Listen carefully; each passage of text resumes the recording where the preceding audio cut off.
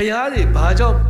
အိန္ဒိယမှာပွင့်လဲဆိုတော့တန်ဝေကရစရာကောင်းလို့ခုနခေမွန်ကြီး10ပါးကိုပြင်မရင်သွေးအံဖြစ်လွယ်ရောင်းဝယ်ရှုံးခြင်းလူပြည်ပြန်ရောက်ရင်နော်ကြက်တီမွဲမက်ဖို့လွယ်တဲ့အိန္ဒိယရောက်ဖို့တဲ့လူတွေမေးကြည့်လိုက်ဘုရားကမဟာမြေမြလေအခုအရန်အေးနေတအားအေးနေတယ်နော်30အထိကြာနေတယ်အခုသွားတဲ့လူဆိုရင်တောင်3-4ထန်တယ်မလောက်ဘူးဖြစ်နေတယ်လက်အိတ်ဒီခေါင်းစွပ်တွေရှေးတွေအားလုံးစွတ်နေရတယ်ကွာအဲ့လိုဖြစ်နေတဲ့အတွက်ကြောင့်အဲ့ဒီမှာမနဲ့မိုးနေလေအိန္ဒိယမှာလေတောင်းစားနေတဲ့လူတန်300ရှိတယ်ကျွတ်အိတ်နဲ့သွားပြီးတောင်းစားနေတဲ့တစ်ပင်အောင်မှနေအိမ်မရှိရပြီးတန်300ရှိတယ်အကူကြီးပေးနေရတယ်အဲ့ဒီလူတွေဟာအပင်အောင်မှနေပြီးတော့မနဲ့မိုးနေရင်စီဘီကဒုံးနဲ့လိုက်ထိုးကြည့်တယ်တောက်နေရင်လဲပေါ်တင်တောက်နေလဲပေါ်တင်အိမ်မရှိဘူးရမရှိနော်တချို့တထေးတွေလှူခြင်းတယ်ဆိုရင်လေစောင်းတွေကိုကားပေါ်တင်ပြီးတော့ဘုံနဲ့ပြစ်ချပြီးထွက်ပြေးသွားလူတဲ့လူတွေဆေးရဲတဲ့လူတွေများတော့အားကြီးလို့နော်အဲ့တော့သူတို့မှာအေးတဲ့ဓာတ်ဝင်လည်းခံရတယ်မိုးရွာပြီဆိုရင်လည်းအိမ်ကြီးအရန်ကျန်းတယ်မိုးနွေရာသီကြတော့လေနော်မျက်လုံးလေးနှလုံးပဲဖော်ပြီးတော့တကိုယ်လုံးလုံအောင်ထားရတယ်ဘာဖြစ်လို့ဆိုတော့ဂျုံမေကထွက်လာတဲ့ဂျုံဘိုးတွေကလေထဲမှာပြန့်ပြီးတော့အသားကိုလာထိမယ်ဆိုရင်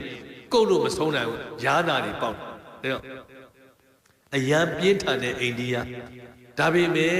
ဝုတ်ကောင်တို့မြည်ဒီမှာလွယ်နဲ့မတည်ဘူးဘလောက်ပဲအေးဘလောက်ပဲပူနော်ဘလောက်ပဲရေကြီးအသက်အဲ့လိုရှင်းတာဝတ်ကြွေးကိုဘာနဲ့ဆက်ဝတ်ကြွေးကိုဘာနဲ့ဆက်လဲခန္ဓာနဲ့ဆက်ဒါကြောင့်ယောဂီများအမြဲတမ်းတရားစကားတွေမှာပြောတယ်သူများလှူတဲ့စွန်းတွေကိုတီလာမရှိပဲစားရင်ခိုးစားခြင်းနဲ့ဖြစ်ပြမရှိပဲစားရင်ကြွေးယူစားခြင်းတဲ့တီလာလေးယူဖြစ်ပြလေးရှုပြီးစားရင်ကိုယ်ပိုင်စားခြင်းအဲ့တော့သူများစီကလုတ်ခဲ့တဲ့မြတ်ကားတွေအားလုံးတခြားနဲ့ဆက်ရမှာလားခန္ဓာနဲ့ဆက်ရမှာလားခုလူတော်ကမှကြည့်ကျုပ်မိန်းမတွေဖောက်ပြန်တယ်ယောက်ျားကတိတယ်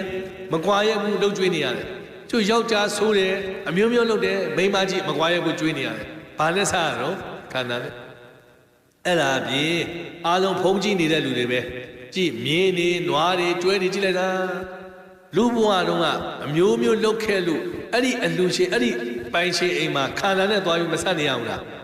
နွားတွေလည်းစဉ်းစားကြည့်လေလက်ထုံနဲ့မွေးထဲမှာချိုးကြတယ်မှာသွားနောက်ကဒရုံလုံးနဲ့ရိုက်နွေရာသီမှာထိန်းနေခွေးနော်လှုပ်ကြွေးပေမဲ့အချိန်တန်တော့အဲ့ဒီနွားကိုရောင်းပလိုက်တော့အသားအဖြစ်နဲ့ပြန်ဆက်ရပြန်ဟောတဲ့ဒါကြောင့်ဦးဇင်းတို့ဖျားသည်အဲ့ဒီမှာပွင့်နေဆိုတန်ဝေကရစရာကောင်းလို့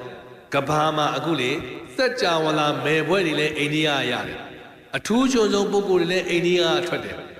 အစင်းရဲဆုံးလည်းအိန္ဒိယမှာရှိတယ်အဲ့ထဲမှာဂယာမှာဗုဒ္ဓအိန္ဒိယမှာပြည်နယ်29ခုရှိတဲ့နေရာမှာဗုဒ္ဓဂယာဆိုတာဂယာနော်ဘီဟာပြည်နယ်မြန်မာလိုပြောရင်ဘီဟာပေါ့သူတို့ဆိုရင်ဘီဟာပြည်နယ်ပေါ့အဲ့ဒါဒီဖျားเจ้าကံများအရန်ပေါ်သောနေမြေလို့အဓိပ္ပာယ်ရတယ်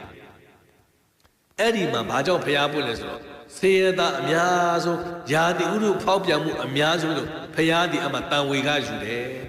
ဒါကြောင့်ဖျားတိုင်းဘယ်မှာပွင့်တော့အိန္ဒိယမှာပွင့်